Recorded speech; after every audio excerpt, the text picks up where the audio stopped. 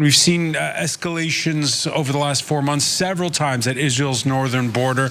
This is being qualified as perhaps one of the most serious. This does seem to be stepping up a notch. The chief of staff of the Israeli army was up touring the north today, visiting local troops and trying to reassure people from the area, saying that Israel was about to carry out a new series of strikes on Lebanon, and said that this will be offensive in nature and that they will use all the tools and capacities at their disposal. A new series of strikes that will be offensive in nature. So keep those words in mind as I give you the details of this ever-expanding war in the Middle East, because Israel is now carrying out widespread airstrikes in Lebanon following Hezbollah's rocket attack of an IDF base, which killed one Israeli soldier. Which followed Israel's earlier bombings of Lebanon. Yes. So the back and forth, the tit for tat bombings have been going on since the beginning of this latest war on Gaza. Now, Hezbollah is one of the Iran-backed militant groups that is retaliating against Israel for its brutal military operations in the Gaza Strip. Israel is responding in kind with their own bombings, but the situation is starting to get a little out of control, to say the least, because it was mostly confined to the border area between Lebanon and Israel. Now Israel is bombing further inland. Now, Hezbollah says that they plan to retaliate over the latest round of strikes, which has killed more civilians, many of whom happen to be children. So let's give you the details on that. Hezbollah said on Thursday that Israel would pay the price for killing 10 civilians, including 5 children in southern Lebanon, the deadliest day for Lebanese civilians in 4 months of hostilities across the Lebanese-Israeli border. The enemy will pay the price for these crimes, Hezbollah politician Hassan Fadlallah told Reuters, saying Hezbollah had a legitimate right to defend its people. Now, 7 of the civilians that were killed were in Nabateh, which is further inland. It is not a border town, and so that is what's causing quite a bit of alarm internationally. Late on Wednesday is when this strike happened, and it was considered a rare Israeli strike considering how inland it was. Now, it hit a multi-story building in the southern city of Lebanon. The dead were from the same extended family and included 3 children. The UN is asking both parties to turn the temperature down, but that's unlikely to happen at this point. Andrea Tenetti, who is a spokesperson for UNIFIL, the UN's peacekeeping force in Lebanon, said it had noted a concerning shift in the exchanges of fire, including targeting of areas far from the blue line, the current demarcation between the countries.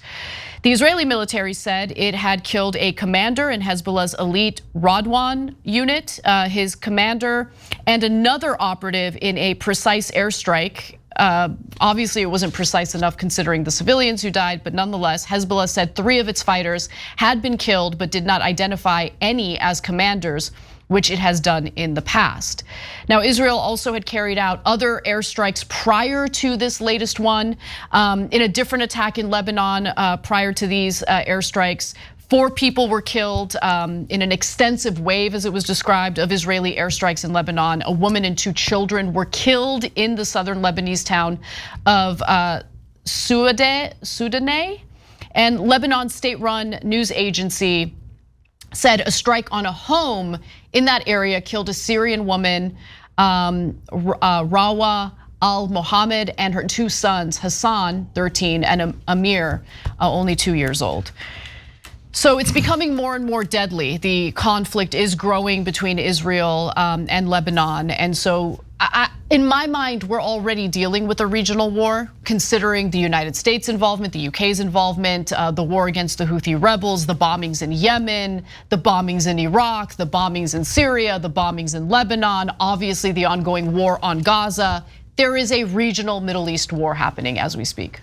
Yeah, so 2 things here. One is, I went back and found an article in December to make sure that I was right from NBC News. And when asked, why is Netanyahu seemingly provoking Hezbollah and Lebanon? And why is he doing the bombings? A Western diplomat said, quote, rationality has nothing to do with it.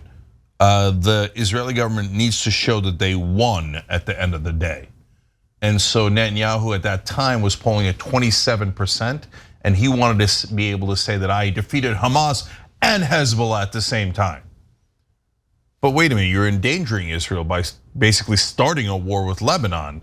Why do you want a two-front war? Why do you want to broaden it even larger? Because what if Hezbollah is as dangerous as you claim? I mean, you claim Hamas is dangerous. They showed how dangerous they could be on October 7th, but then after that, they've been impotent. They haven't been able to hit Israel barely at all. I mean, I know they fire those small rockets, etc., but they've had 28,000 Palestinians slaughtered, and Hamas hasn't been able to do a damn thing about it, right? But so you were lying about Hamas. You claim Hezbollah is super dangerous. What if you're right? What if Hezbollah is super dangerous and you needlessly provoked a war with them by starting the bombing in the first place? That's a terrible idea if you're Israel. And now, of course, is the question, and he keeps trying to pull Iran into the war. Are you insane? What is it like Israel? Does it look like Israel's having trouble defeating the Palestinians in Gaza? If you think they are, you've lost your mind. No, 80% of the buildings are destroyed.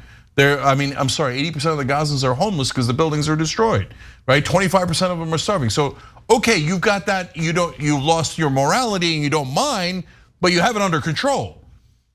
If you attack like Lebanon and then try to bring Iran into the war, then you don't have it under control. And Iran has a giant military. What is wrong with you? And yet the Israeli people are like, oh, well, just like us. So if our leader says it, we should do it. No, you guys can call elections. You can actually do something about it. Now, finally to us.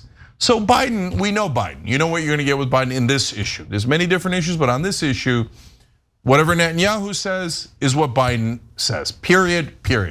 I don't want to hear about, oh, I mumbled to him behind the scenes. Oh, I don't love what you're doing, but here's all my money, here, take it, right? So Biden's a known quantity. Trump, I want somebody to ask him, I think this is really interesting. So are you in favor of Israel bombing Lebanon?